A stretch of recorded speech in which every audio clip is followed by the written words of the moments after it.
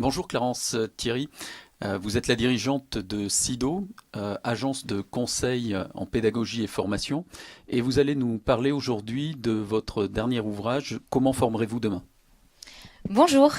Oui, effectivement, donc SIDO, c'est une société de conseil en pédagogie. En fait, notre métier, c'est d'accompagner les entreprises qui souhaitent un peu casser les codes traditionnels de la formation pour faire des formations beaucoup plus interactives, beaucoup plus ludiques, moins descendantes, etc. Donc, on les accompagne à la fois pour optimiser leur dispositif de formation présentiel et aussi distanciel. Et dans ce cadre-là, l'équipe, donc on est une petite vingtaine de personnes à Lyon, l'équipe essentiellement composée de consultants travaille beaucoup et fait beaucoup de veille sur tous les outils pédagogiques qui existent, les nouvelles démarches, les tendances, etc. Et dans ce cadre-là, on a rédigé donc notre deuxième livre qui s'appelle donc comment formerez-vous demain. Et donc ce livre, on regroupe les 11 tendances.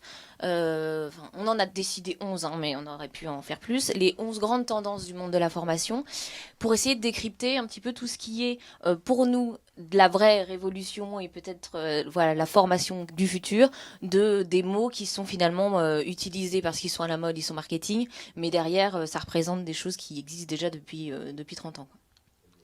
Donc on a identifié un certain nombre de voilà. Donc là c'est pour présenter pourquoi SIDO existe. En vrai, c'est pour éviter des formations où les gens s'ennuient et voilà, on a un peu tous trop connu ce type de formation-là et de se dire on peut réfléchir autrement et quelles sont les solutions aujourd'hui qui existent à notre portée, comment les nouveaux outils pédagogiques nous permettent d'imaginer des choses différentes pour que l'apprentissage se fasse de façon beaucoup plus agréable, que les gens aient envie d'apprendre, envie de comprendre, et puis que ça s'intègre aussi mieux dans le métier, dans notre métier au quotidien, dans les entreprises, parce qu'aujourd'hui, mobiliser des gens dans une salle pendant 8 heures, forcément, c'est compliqué en termes de business, et c'est en plus pas forcément facile pour tout le monde de se remettre dans une salle. Ah oui, c'est moi qui modifie le. Voilà. Donc voilà, je vais vous faire un peu un rapide aperçu des différentes tendances qu'on a décryptées. Alors évidemment les MOOC, hein, les MOOC, Cook, Sook, CMOOC, XMOOC, etc. Donc là il y a beaucoup de marketing aussi dans ces termes-là. À la base le MOOC c'est venu de l'université Harvard précisément. Alors ils ont comme point commun ces termes-là d'avoir à la fin le OC, Online Courses. Donc ça veut tout simplement dire que c'est des cours en ligne, donc au final c'est ni plus ni moins que des e-learning hein, quelque part, sauf que c'est sur le modèle des universités, donc avec un professeur qui parle derrière un ordinateur, et puis un système quand même de temps réel, c'est-à-dire que c'est sur une semaine, un mois, 6 mois, avec des sessions ouvertes et accessibles qu'à ces moments-là. Il y a des systèmes après de correction entre les pairs et puis de chat, de forum, etc. Donc il y a des très bonnes choses qui ont été imaginées par ce système-là. Après, au final, les entreprises, quand elles ont repris ces termes-là et puis qu'elles ont voulu faire toutes un peu leur propre MOOC, au final, c'est ni plus ni moins que des e-learning parce que forcément c'est pas accessible à tous, c'est pas massive open, c'est beaucoup plus pour ses collaborateurs. Il y a pas forcément de besoin d'avoir du temps réel, mais il y a plutôt un besoin d'avoir des ressources accessibles à n'importe quel moment. Donc on s'éloigne un peu et donc ils ont créé d'autres termes comme ça, d'où les SPOC et puis les cooks et les souks, puisque du coup là ça c'est plus adapté à l'entreprise. MOOC donc c'est Massive Open, SPOC c'est vraiment Small Private, donc c'est vraiment lié c'était plus pour l'entreprise où c'est juste un petit groupe qui a accès à la formation. Cook, là pour le coup, c'est un peu plus élargi. Ça peut être accessible aux partenaires, aux clients, etc. C'est un peu plus large. Et là, c'est assez marketing pour l'entreprise parce que c'est beaucoup pour l'image. Et puis Souk, c'est fait pour, c'est en fait parce que le sujet il est tellement pointu que ça ne concerne forcément qu'une toute petite partie de la population. Donc c'est voué à être finalement des spots quelque part. Voilà. Et puis bah, on peut imaginer que voilà, on ne sait pas si aujourd'hui d'ailleurs il n'y a pas déjà d'autres mots qui sont inventés, des tops, des plocs, des trocs. Bref, bon, chez Sido, on pense en tout cas que bon, apprendre à distance c'est compliqué, apprendre avec quelqu'un qui parle derrière l'ordinateur c'est encore plus compliqué et c'est compliqué de capter l'attention des gens de cette manière-là. Donc il y a des choses bonnes à prendre, mais voilà, il faut se méfier de ce modèle, voilà, on pense. Et puis bah, là, le constat en plus, il est clair aujourd'hui, c'est que il y a, je crois, les chiffres, c'est 10% des gens qui terminent un MOOC. Donc il y a énormément de participants, ça attire tout le monde, mais en moyenne, il n'y en a que 10% qui le terminent. Donc ça montre bien aussi qu'on n'a pas encore trouvé tout à fait comment capter l'attention des gens jusqu'au bout. Alors s'il le termine pas ce MOOC, est-ce que c'est parce qu'il y a justement un problème de qualité ou alors parce qu'ils sont venus rechercher seulement un aspect de ce MOOC et ils sont partis lorsqu'ils ont obtenu ce qu'ils voulaient?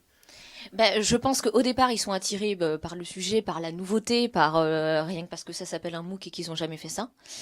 Donc ça, mais ce qui est important d'ailleurs, hein, l'effet de surprise et de faire des choses où on n'a pas l'habitude de faire. Par contre, à mon avis, ils vont pas jusqu'au bout parce que écouter un prof pendant 8 heures dans une salle, c'est déjà compliqué. Pourtant, on est en physique, etc. Donc écouter quelqu'un qui parle derrière un ordinateur, c'est encore plus compliqué et du coup forcément notre cerveau est pas vraiment fait pour ça et qu'à un moment donné il s'ennuie, il s'endort et puis en plus les gens derrière leur ordinateur sont pas toujours des acteurs, savent pas toujours comment capter l'attention des gens qui sont de l'autre côté et du coup oui pour apprendre c'est pas ce qu'il y a de plus simple. Et c'est l'idée que défend Sido dans le livre d'ailleurs. Hein. C'est Oui, on ne veut plus des formations où on s'endort, c'est ça. etc. Et on peut s'endormir en salle, mais aussi en Et, formation à et distance. particulièrement en formation à distance, parce que en salle, à la limite, un formateur, il voit les gens en face de lui. Donc quand il voit que tout le monde s'endort, il essaye de faire quelque chose. En tout cas, un bon formateur, il va dire soit on fait une pause, soit on fait un jeu, soit on fait quelque chose. Là, on le voit pas forcément. Donc les gens juste, eh ben, ils switchent, ils vont sur Facebook, ils vont boire un café, mais ils arrêtent d'écouter. Voilà. Rapid learning, alors ça c'est un terme qui existe depuis pas mal d'années, mais souvent les gens pensent que c'est rapid learning parce que c'est rapide à faire. En fait c'est rapide à faire, mais pour le concepteur surtout. Donc en gros un rapid learning c'est comment j'automatise mes contenus présentiels souvent. Donc en gros je mets mes PowerPoint du présentiel et je mets un quiz à la fin et j'ai un e-learning. Donc ça c'est typiquement comment faire des modules e-learning peu interactifs, pas du tout adaptés à la formation à distance. Et puis par contre ça a le gros avantage d'être pas très cher puisque forcément les PowerPoint sont déjà là, les quiz c'est quand même ce qu'il y a de plus simple à faire d'un point de vue digital. Et voilà après c'est le niveau zéro pour nous de la formation en ligne. Et puis après, tous les termes beaucoup plus à la mode du moment, tout ce qui est blended learning, adaptive learning, mobile learning, immersive learning, social learning. Alors rapidement, bon, blended learning, c'est quand on imagine des dispositifs qui se complètent, donc à la fois sur du présentiel et du distanciel. Donc il peut avoir une partie à distance, on revient en présentiel quelques jours et puis on repart à distance. Donc ça, c'est vraiment réfléchir un dispositif global où on utilise le meilleur de la distance et le meilleur de la présence. Donc ça, c'est ce qui se fait de plus en plus puisqu'on constate aujourd'hui malheureusement que de la distance, parfois, et selon les sujets, ça peut être vraiment compliqué et on n'a pas les résultats escomptés en termes d'efficacité pédagogique en tout cas. Alors bon là j'ai présenté le cahier d'activité parce que chez Sido sur le blended learning on utilise beaucoup ce qu'on appelle un cahier d'activité numérique, c'est-à-dire qu'on fait faire à distance des activités type je crée moi-même mon schéma, je crée moi-même mon cours et puis en présentiel je débriefe et en fait finalement ce sont les apprenants eux-mêmes qui fabriquent leur présentiel. Voilà, donc ça c'est une des modalités en fonction des sujets évidemment, mais qu'on recommande assez dans ces dispositifs où on mélange les deux.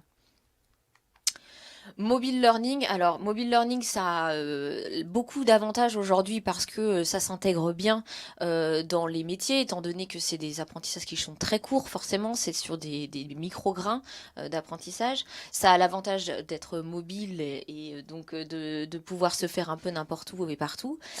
Ça a l'avantage aussi de correspondre un peu à la façon dont les jeunes aujourd'hui communiquent, etc. Donc ils sont habitués de consommer ce genre de produits-là.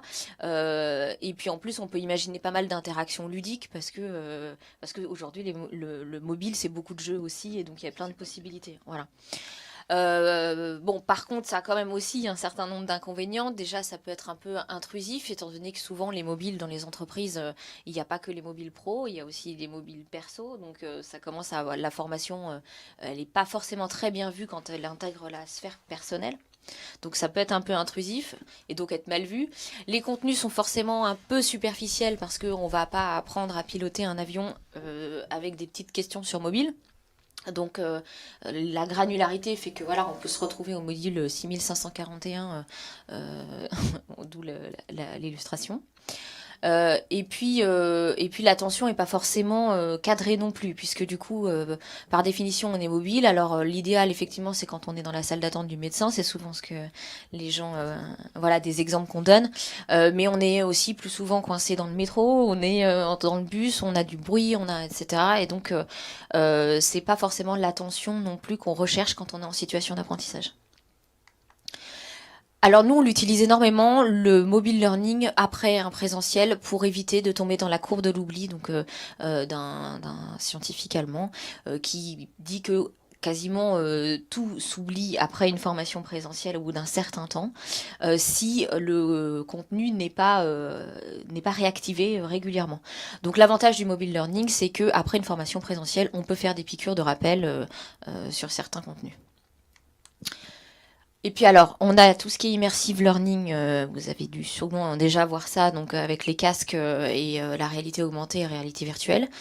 Donc ça, on voit encore une mode très forte là-dessus, où les entreprises ont toutes envie d'avoir leur appli de réalité virtuelle et en formation. Alors le gros souci de ça encore aujourd'hui, c'est quand même le coût de développement forcément, puisque même dans le monde du jeu vidéo, où ils se rendent compte que c'est pas forcément hyper adapté, et que du coup ils commencent à moins investir aussi parce qu'ils n'ont pas autant de joueurs que ce qu'ils espéraient. Donc l'investissement en R&D porté par la formation, c'est un peu compliqué. Et puis l'intérêt pédagogique reste encore un peu limité. Il est très intéressant dans le cadre de formation. Quand on est sur des risques sur les chantiers, par exemple, ou quand on veut se plonger dans une situation réelle et gérer une situation de stress, là, on a un intérêt de plonger les gens et d'immerger les gens. Mais finalement, d'avoir un casque sur la tête n'a pas forcément voilà, à part que ça a l'intérêt d'être différent, de surprendre, donc encore une fois de capter l'attention des apprenants, hein, ce qui est quand même pas rien, mais finalement ça risque, selon nous, d'être un gadget à court terme. Réalité augmentée, alors réalité augmentée, la différence c'est pas le casque sur la tête, là pour le coup c'est comment je rajoute une couche de virtuel dans un monde réel. Là on voit déjà un peu plus d'applications possibles, plus d'intérêts possibles. Ça peut être pour sur des tableaux électriques pour former des gens à chez EDF par exemple ou chez Orange à de la maintenance, etc.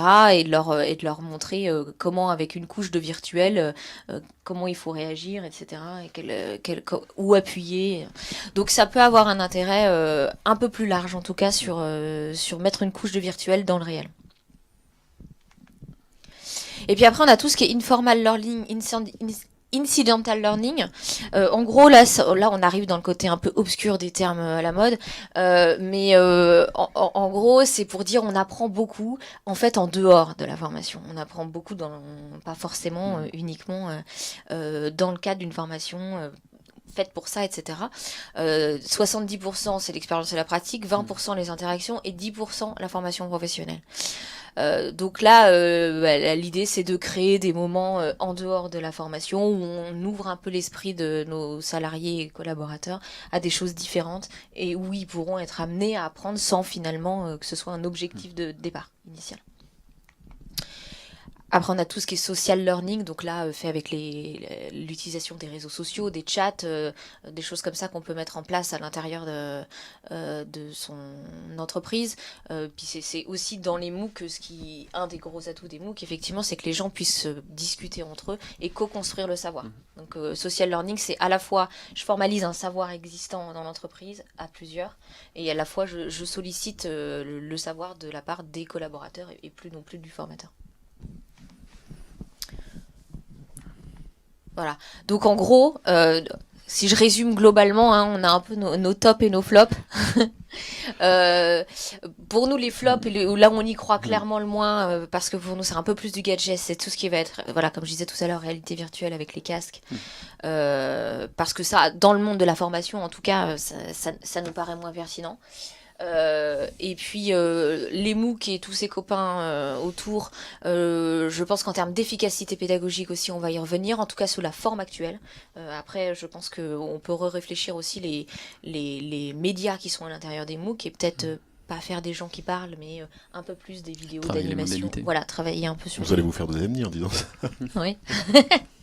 Bon, en tout cas, je pense que tel qu'il existe aujourd'hui, il y a sûrement des choses à faire. Et puis par contre, les choses auxquelles on croit beaucoup, évidemment, c'est des dispositifs qui mélangent du présentiel et du distanciel. Le tout distanciel est un peu dommage. D'ajouter des modalités comme le mobile learning, mais en complément de choses existantes. Et puis après, c'est tout ce qui est finalement un peu ubérisation de la formation, où au final, on pourrait imaginer d'avoir dans le futur, voilà, des plateformes qui permettent aux entreprises de s'auto-former entre eux et que les gens sachent à qui ils peuvent faire appel et d'avoir des choses finalement un peu plus humaines. On remet du digital pour faire en sorte que les gens se parlent et se connaissent et sachent vers qui aller quand il a un besoin. Mais par contre, après, la formation finalement se fait comme on le fait très naturellement quand on ne sait pas quelque chose dans une entreprise, c'est qu'on demande à son collègue comment on fait. Voilà. Donc ça, je pense que c'est quand même quelque chose qui est assez naturel chez l'être humain et les outils digitaux pourraient permettre dans des grosses structures de mettre en relation plus facilement les gens. Et puis après, évidemment, il y a tout ce qui est technologie d'adaptive learning, où on tente de personnaliser la formation à distance, puisque aujourd'hui, un des gros problèmes de la formation à distance, c'est que c'est la même pour tout le monde. Et que, évidemment, on est pourtant tous très différents et on n'apprend pas tous de la même manière. Donc, on a toujours un peu cherché à adapter un peu le contenu. Donc, ça peut être du simple quiz de positionnement au départ d'une formation, avec une architecture après qui est différente, ou un scénario différent en fonction des réponses que je donne et du niveau de connaissance des apprenants. Et puis, jusqu'à carrément de l'intelligence artificielle, où là, pour le coup, il y a des sociétés qui commencent à arriver sur le marché, qui analysent des datas et tout l'historique que les apprenants ont pu avoir sur d'anciennes formations, pour pouvoir adapter une formation idéale pour eux et beaucoup plus personnalisée. Voilà, donc ça c'est le début pour l'instant, on en est encore un peu loin, mais en tout cas je pense que les nouveaux outils nous permettront d'aller vers ça et vers plus de personnalisation et même tout ce qui est chatbot aussi. Voilà, on va amener, ça c'était un des sujets des interventions d'hier, de l'intelligence artificielle sur nos plateformes d'apprentissage. C'est ça, ouais. Alors, il y a eu, je rebondis sur ce que disait Pascal, mais hier, on a quand même eu 2 tables rondes sur le sujet, puis une intervention de Imad Bejani de Microsoft, directeur éducation, qui nous a encore affirmé que Microsoft investissait beaucoup sur l'intelligence artificielle, notamment le traitement des données, donc de ce fameux big data en formation. Donc il y a des choses qui se font, mais il y a surtout de très belles choses qui se font, et je crois qu'on a passé le cap de la découverte. Je pense à NovaScribe, je pense à Atier avec son Becherel qui va faire appel à de l'intelligence artificielle. Et puis je crois que les éditeurs de plateformes LMS, en tout cas de plateformes de formation à distance, si je veux parler et être accessible à tous, ont tout intérêt à s'y pencher, parce qu'en effet, on reste sur du digital, mais en digital, on a besoin d'individualiser les parcours de formation, même si on doit être dans une dynamique sociale, comme on a pu le voir dans votre présentation. Ouais, complètement. Et puis en plus, c'est vraiment quelque chose qui fait que les gens décrochent ou pas. C'est si ils trouvent que c'est trop facile pour eux, ils décrochent. Si c'est trop compliqué, ils décrochent. Et aujourd'hui, un bon formateur en présentiel, il voit les sourcils qui se froncent et il peut adapter son contenu. La formation digitale aujourd'hui le permet très peu. Et l'intelligence artificielle, on peut imaginer que elle puisse détecter ce genre de choses et réadapter le contenu en fonction. Ouais, je pense que c'est une bonne pige. J'ai pu en parler hier, en tout cas, en essayant de nous projeter dans la formation que l'on imaginera demain en 2030. Mais en tout cas, c'est quelque chose qui paraît alléchant et qui paraît un petit peu moins gadget, comme vous avez pu le dire, que ce que l'on a aujourd'hui avec les MOOC, notamment, qui ont finalement pas été si innovants que ça. Mais ils ont au moins eu le mérite de montrer qu'il se passait quelque chose. Oui, en tout cas, on se rend compte clairement que les entreprises ont envie de changer leur façon de former, leur modalité, s'aperçoivent que la façon traditionnelle ne fonctionne pas, et nous, on est énormément sollicités pour réfléchir avec eux sur les modalités de demain. Je vais laisser la parole à Pascal, puisque je crois qu'on a un petit temps fort de Digitaline qui va Oui, arriver. alors Clarence Thierry nous parlait et a conclu son intervention en parlant des flops et des tops. Alors sur Digitaline, on a nos tops, et nos tops, c'est les trophées Digitaline 2017. Et on est très heureux de vous remettre ce trophée. Ce trophée qui récompense en fait non pas votre ouvrage papier, mais un ensemble de vidéos que vous réalisez qui s'appelle Explique-moi l'écho, et dont vous allez pouvoir Dessine-moi l'écho, pardon, et dont vous allez nous présenter maintenant le concept. Merci beaucoup. Tenez. Merci. Ah oui, donc Dessine-moi l'écho, effectivement, c'est une initiative qui nous a fait connaître chez SIDO. Essentiellement, donc c'est en 2011 qu'on a lancé ça, au moment des élections présidentielles de 2012, où on a démarré et on a voulu expliquer au grand public les bases de l'économie. On trouvait qu'il y avait rien entre le 6 minutes qui faisait des raccourcis et qui nous choquait un peu les oreilles, et les 4 pages du Monde qui n'étaient pas forcément accessibles à tous. Et puis les politiciens à ce moment-là, forcément, donnaient des concepts économiques, chacun un petit peu en fonction de ses préférences. Donc on avait envie d'expliquer les bases pour que les gens puissent voter aussi en toute connaissance de cause. Donc à l'époque, on parlait beaucoup de la crise de confiance. C'est une des premières vidéos qu'on a fait pour expliquer ce que c'était vraiment que la crise de confiance et ce que ça impliquait, etc. Et puis aujourd'hui, on en est à, je dirais, une 50aine de vidéos. On diffuse une vidéo par mois, tous les 4e jeudis du mois sur lemonde.fr. Et on explique des sujets économiques et puis maintenant un peu plus des sujets sociétaux pour expliquer des lois, etc. Et vous auriez une petite vidéo à nous présenter ? Alors, je peux vous présenter puisque c'est peut-être un sujet qui intéresse. On a fait une vidéo à l'époque de la réforme de la formation professionnelle pour l'expliquer et mieux la comprendre.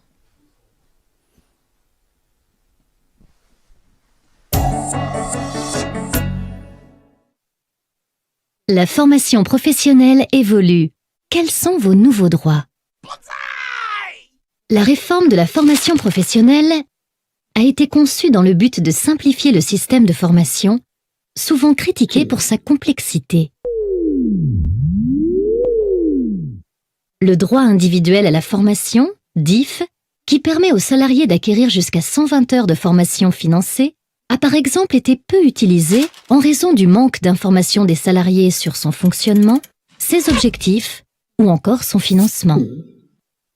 Avec cette réforme, le DIF va être remplacé par le compte personnel de formation, CPF, à partir du 1er janvier 2015. Le CPF concernera les salariés et les demandeurs d'emploi et sera ouvert de leur entrée sur le marché du travail jusqu'à leur retraite. Ainsi, il sera attaché à la personne durant toute sa carrière, contrairement au DIF qui est attaché au contrat de travail et dont on perd le bénéfice quand il se termine. Bye bye. Les salariés pourront acquérir jusqu'à 150 heures de formation sur leur CPF et il pourra être abondé, c'est-à-dire crédité au-delà de cette limite, par des heures offertes, par exemple par les employeurs, ou encore les organismes paritaires collecteurs agréés, OPCA, chargés de financer la formation des salariés. Le financement de la formation professionnelle est également revu à la baisse pour les entreprises de 10 salariés et plus, car elles devront désormais verser à l'OPCA de leur branche une contribution annuelle fixée à 1% de leur masse salariale. Auparavant, les taux variaient selon l'effectif de l'entreprise et pouvaient atteindre 1,60% pour celles de 20 salariés et plus. Pour celles de moins de 10 salariés, la contribution reste fixée à 0,55%. Par ailleurs, tous les 2 ans, les employeurs devront réaliser avec chacun de leurs salariés un entretien professionnel afin d'envisager leurs perspectives d'évolution et les formations qui pourraient y contribuer. Enfin, tous les 6 ans, les employeurs devront faire un récapitulatif du parcours professionnel de leurs salariés. Ils devront justifier que durant cette période, ils ont réalisé avec chacun d'eux des entretiens professionnels et que chaque salarié a suivi au moins une formation et bénéficié d'une augmentation de salaire ou d'une évolution de poste. Si ce n'est pas le cas, les employeurs pourront être sanctionnés.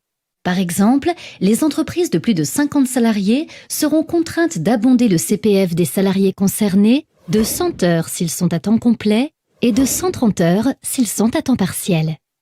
Les salariés disposeront ainsi de plus d'heures pour réaliser les formations de leur choix. C'est la première fois que dans une loi, il y a un droit à la formation et à l'évolution professionnelle pour tous les salariés.